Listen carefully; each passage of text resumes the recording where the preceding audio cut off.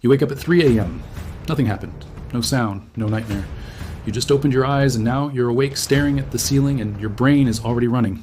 The thing you said at work last week, the bill you haven't dealt with, the conversation you keep putting off, the question of whether you're doing enough at work, in your relationship, as a father, as a person. You tell yourself to go back to sleep. You know you need to sleep. You know lying there thinking about this isn't solving anything, and somehow knowing all of that makes it worse. If this is familiar, and for a huge number of men it is, this video is for you. Because what happens at 3 a.m. isn't random. It isn't insomnia in the traditional sense. It's a very specific psychological and physiological event. And once you understand what's actually happening, you have a real shot at changing it. First, let's get clear on why 3 a.m. specifically. Sleep happens in cycles, roughly 90 minutes each. The first half of the night is dominated by deep, restorative sleep. The second half shifts toward lighter sleep stages, including more REM, the stage where the brain is most active, most dream-prone, and most easily disrupted. 3 a.m. sits right at the turning point. You've completed the deep sleep your body needed most. The brain is now in a lighter, more alert state. And in that state, it starts doing something very specific. It processes unresolved emotional material. During the day, you have tasks, inputs, distractions. The conscious mind is occupied. But at 3 a.m., with no inputs and no distractions, the brain finally gets access to everything you pushed down during the day. The worries you set aside, the fears you didn't have time for, the questions you're not ready to answer. They don't disappear while you're busy. They wait. And 3 a.m. is when they collect the debt. This is why what wakes you isn't usually a new problem. It's the same problems, just finally getting airtime. There are 3 things that make this particularly bad for men, and they're worth understanding individually. The first is that men suppress more during the day than they realize.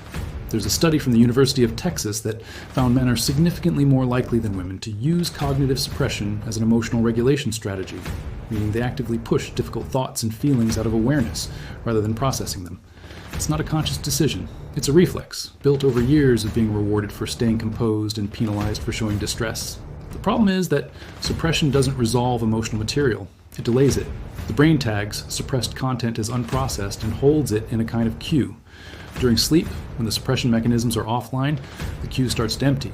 And for men who've been suppressing heavily during the day, that queue can be very long. The second thing is the cortisol curve. Cortisol, your primary stress hormone, follows a daily rhythm. It's lowest in the middle of the night and starts rising in the early morning hours to prepare your body to wake. For men under chronic stress, this curve can become dysregulated. Cortisol starts rising earlier and more sharply than it should, sometimes as early as 2 or 3 a.m., triggering a partial awakening and activating the threat detection systems of the brain. So you wake up not just because your thoughts are loud, but because your body's stress response is already priming you for alertness. The thoughts and the physiology amplify each other. The worrying elevates cortisol further. The elevated cortisol makes the worrying feel more urgent. The spiral is self-reinforcing. The third thing is the specific quality of 3 a.m. thinking. There's a reason problems feel worse at 3 a.m. than they do at noon.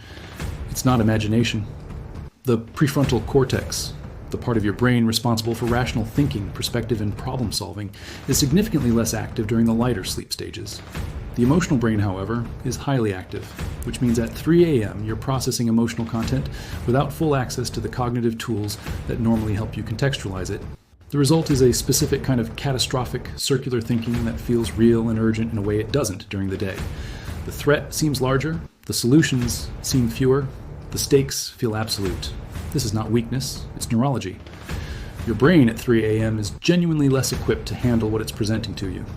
Think about a man named Tom. He was 41, a project manager with 2 kids. He'd been waking at 3 a.m. almost every night for 8 months. He described it as the most reliable part of his schedule, more reliable than his alarm. The content was always the same: work pressure, money, a vague but persistent sense that he was falling behind in every area of his life simultaneously. He'd lie there for an hour, sometimes 2, running the same loops, then fall back asleep around 5 a.m., wake at 6:30 exhausted, and spend the day managing on caffeine and momentum. He hadn't told anyone, not his partner, not his doctor.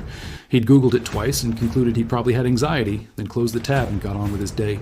When he finally mentioned it to his GP, almost as an afterthought at the end of an appointment about something else, his doctor asked how long he'd been under significant stress. Tom thought about it and realized the 3 a.m. waking had started almost exactly when a difficult project at work had begun. His body had been tracking the stress with more precision than he had.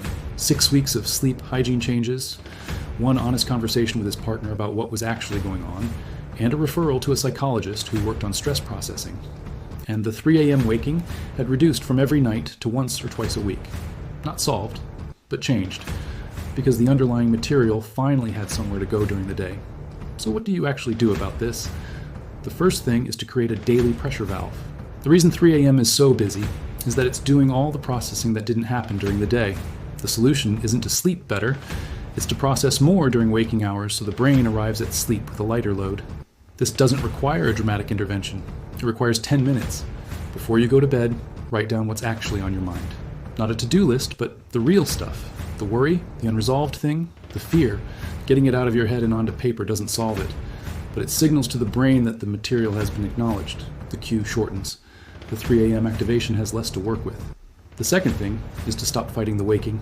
The frustration of being awake at 3 a.m., the awareness that you should be sleeping, the calculation of how many hours you have left, the mounting anxiety about the tiredness tomorrow, elevates cortisol further and makes returning to sleep harder.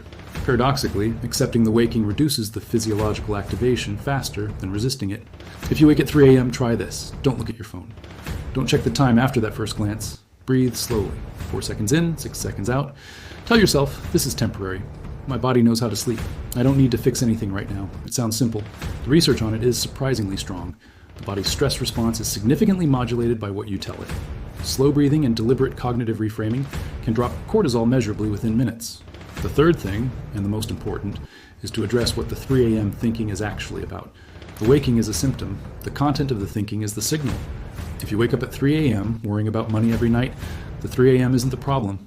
The financial stress is the problem, and it's not getting addressed during the day. If it's your relationship, or your health, or decision you're avoiding, the 3 a.m. is your brain's way of flagging that something needs attention. The men who fix the 3 a.m. waking aren't the ones who find the perfect sleep technique. They're the ones who finally deal with the thing their brain keeps trying to surface. Sometimes that means having a difficult conversation. Sometimes it means seeing a doctor. Sometimes it means admitting to yourself, and then to someone else, that you're not actually fine. The 3 a.m. is inconvenient, but it's not random, it's information. And information, when you actually use it, is the beginning of something changing. I want to leave you with one thought. The fact that your brain wakes you at 3 a.m. doesn't mean something is broken. It means something is trying to get your attention. Something that you've been too busy, or too tired, or too committed to keeping it together to look at during the day. Your brain isn't your enemy at 3 a.m. It's the only time it can get you alone. The question worth sitting with, not at 3 a.m., but now, while you can actually think clearly, is what is it trying to tell you, and what would it take to actually listen? If this video helped you understand something you've been experiencing, share it with someone who's been lying awake. You don't have to explain why, just send it. And the next video goes into something directly connected to this. Why men can't switch off even when they want to, and what's happening in the nervous system that makes rest feel impossible. It's linked right below. Take care of yourself. I mean that.